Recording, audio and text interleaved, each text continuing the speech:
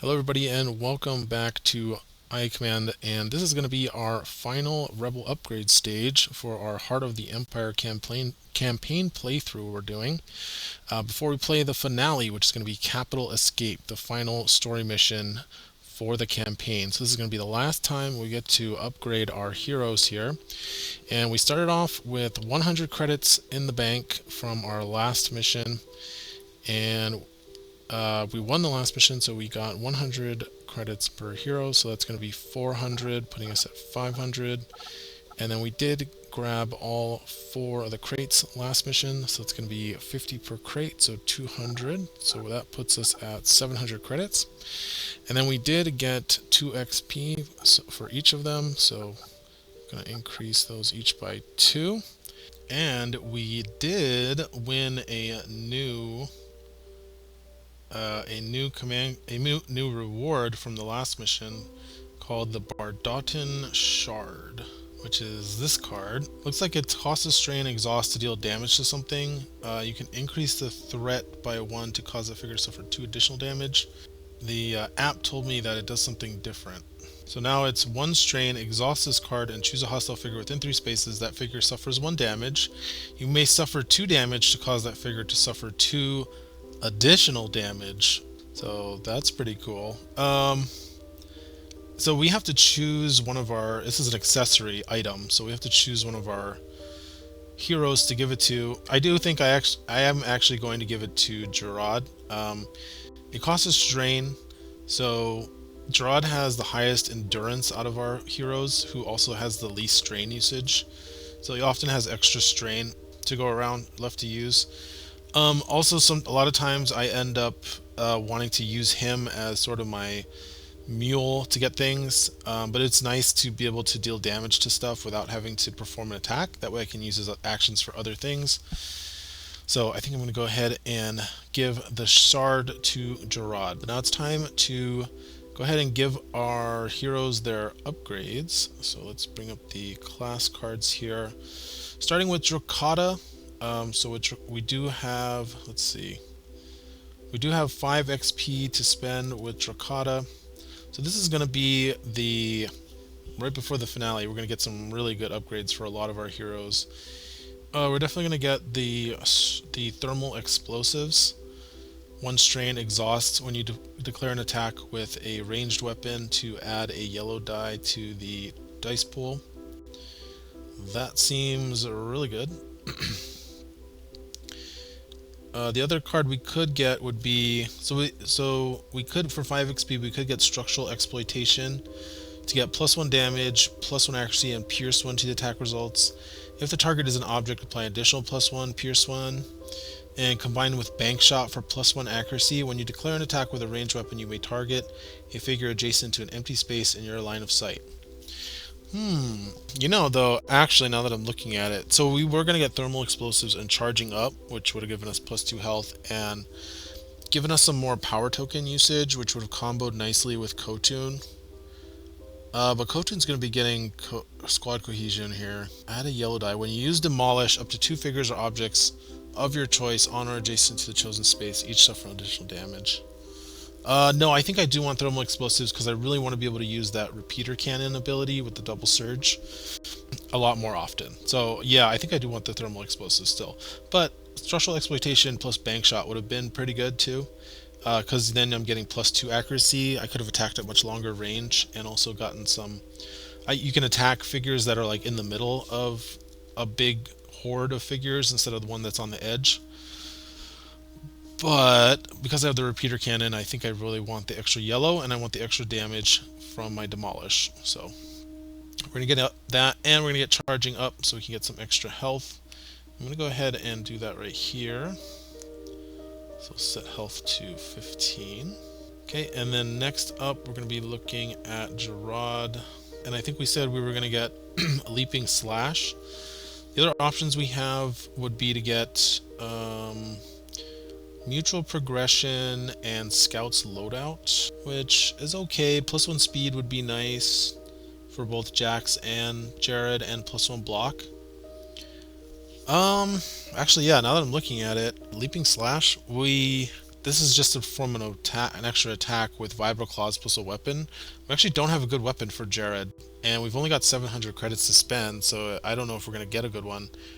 Jared's kind of our objective grabber right now, with Jax doing most of the extra damage for him.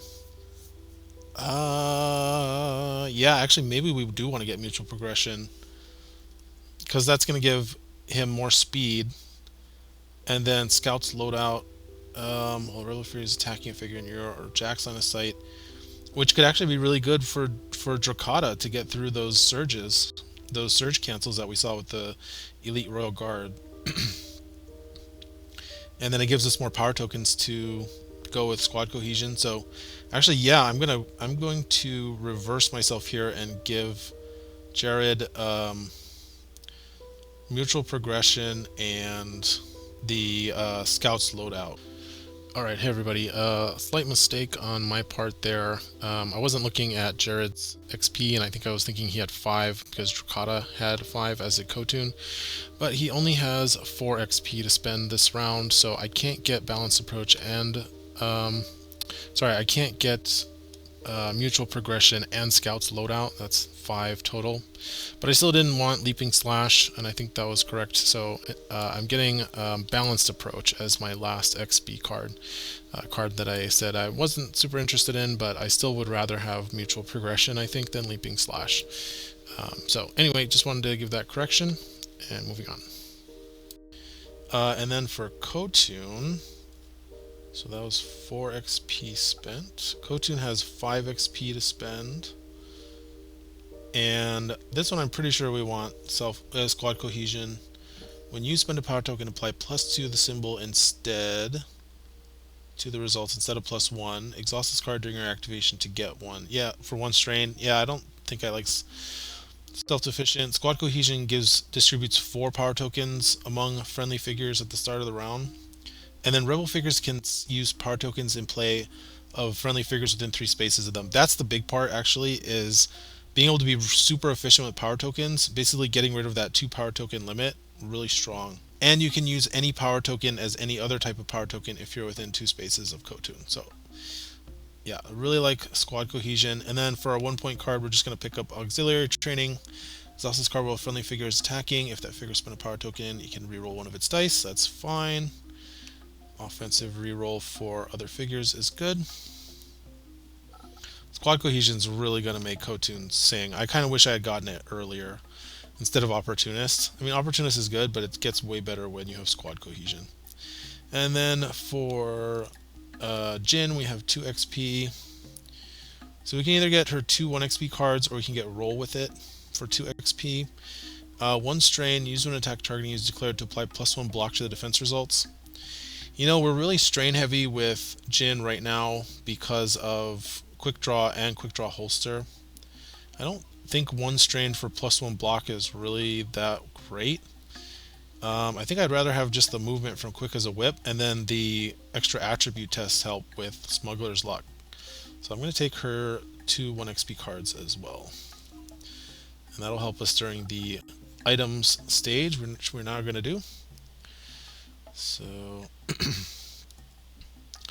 so we're going to do stage 2 and stage 3 again, which is great.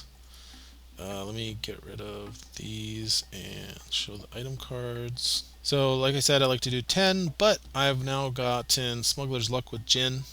So I'm going to draw 1 extra card from each deck. So we'll do 11 from each. I actually counted, we're supposed to be drawing like 12 or 13 to do half of the deck, but I like to do it this way. 2, seeing some good stuff. Energized Hilt's good. 3, the DT12, hate that weapon. The Vibro Axe, Polearm. I want to see some good attachments for my Gaffy Stick. So what is that? 6, 7, 8, 9, 10, and then 1 more for Smuggler's Luck with Jin. Ooh, the high impact guard. Nice. Okay.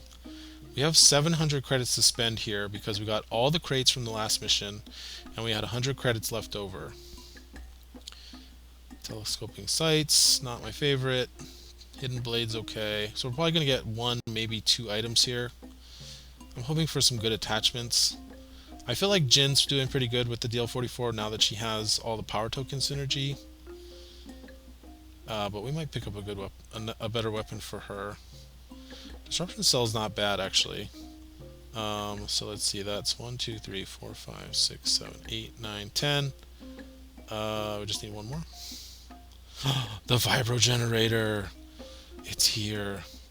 Oh, okay. Well, now I kind of wish I had gotten Leaping Slash, but this is going to be good for Gerard with the Gaffy Stick. This is exactly what we wanted. Which means we might actually even swap armors with the responsive armor out, because we're not going to ever be able to use it to get a power token. But let's see what our options are. We've got the Vibro Generator for 350. That's great. So with Gaffy Stick, you don't have any good offensive surge abilities, so just giving it a straight +2 Pierce 1 on red-yellow dice is great. The Energized Hilt is also good with the Gaffy Stick, so you're doing red-red Pierce 1, and that's 100 credits cheaper. Let's see what else. Oh, the A12 is here too, but I mean, the only one we'd give it to would be maybe Dracata to replace the repeater cannon. But we spent XP on the repeater cannon, so we're not selling that. The other thing is the high impact guard. For 500, you suddenly now have a surge for +2 on the Vibro Claws. I might actually get that instead of the Vibro Generator. The Vibro Generator is cheaper, but you get the +1 block is really good with Jared. What else we've got here? Modified Energy Cannon is okay, but nothing great there. Nobody would really use it. Personal Shields is not great. Disruption Cell is expensive. Although, on Jin... Well, Jin has a lot of surge abilities she wants to be using, so she doesn't really want to be swapping out for a red. Although it could actually be good on Ko-Tun, but Ko-Tun's also not attacking that often. So I don't think we want the Disruption Cell there. I'm just looking to see what else our options are. Mandalorian Helmet for 250. The Polearm is interesting. It has one mod slot. BD1 Vibro Axe is okay. Combat Coat's not great. We didn't get a lot of any good armor except for maybe the helmet. The High Impact Guard is going to take up most of our credits, if we do get it. I don't know, I might actually end up getting the Vibro Generator just so we can get a couple other good things here. There's some decent cheap stuff, like the Hidden Blade for 300.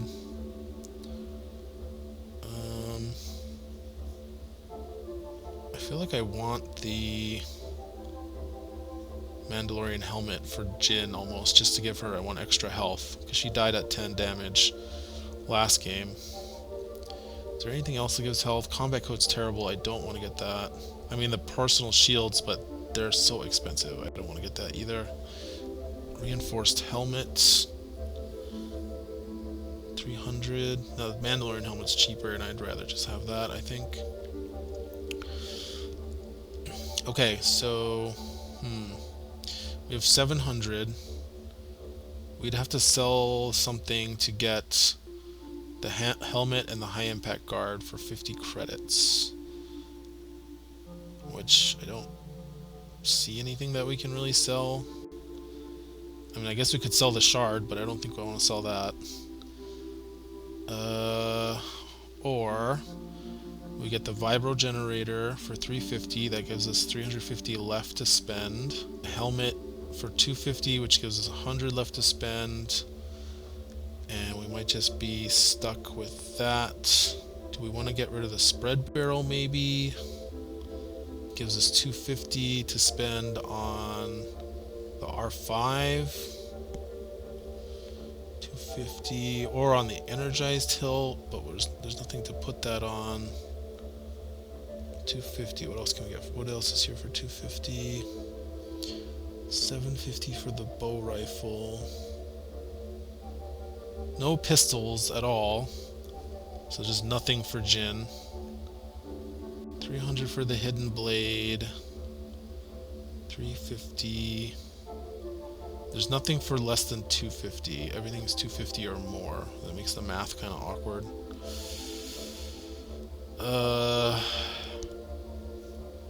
Like I said, we could sell a spread barrel for 150 because it's 300. This is tough. What can we sell? We don't really have much to sell. I guess the quick draw holster. Alright, we don't really need the supply pack anymore now that we have squad cohesion. Right?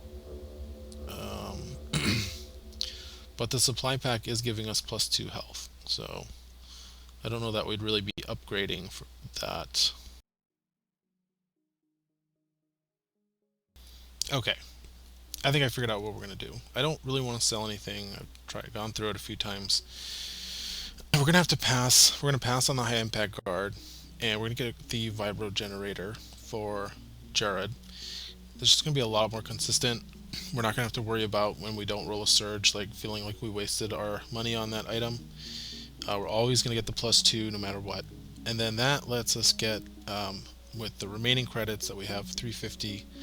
The best item we can get is the reinforced helmet for Jin Odon.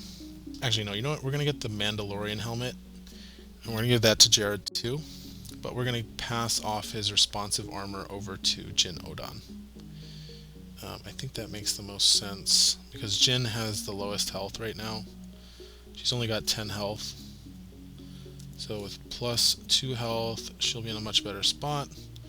And then Jared will be 13, but he doesn't need health as much because he now has mutual progression and parry, adding the +1 blocks. Plus we're going to have so much defense tokens as well. So, and he can also use the reroll a lot better. Jin already has a reroll on attribute dice, and the reroll on the red die with the vibro generator and the gaffy stick will be really nice. So that's going to be all of our credits. We spent, what was that, 250 plus 350, 600, so we had 100 credits left over at the end. Not too bad. Alright, so all that's left to do is to play the next story mission, which is the finale, and let's give a little preview. We'll see what the mission card looks like. So, Capital Escape. As you craft a plan to escape the planet with the newly acquired Bardotan Shard, you hear the roar of a ship engine. Fearing a raid, you grab your weapons and run outside to find Ahsoka Tano emerging from a shuttle landed near your own. She smiles at you and says, "We figured this extraction called for some extra attention. I'm ready when you are." Alright, cool. So Ahsoka's going to finally make her debut in the final mission of the campaign. I have a feeling we managed to dodge some of the main characters of this campaign, specifically Maul and Ahsoka, so I wouldn't be surprised if Maul also makes his appearance in this final mission, since he was included in this campaign as one of the main characters. So we will see you guys for the finale coming up next week.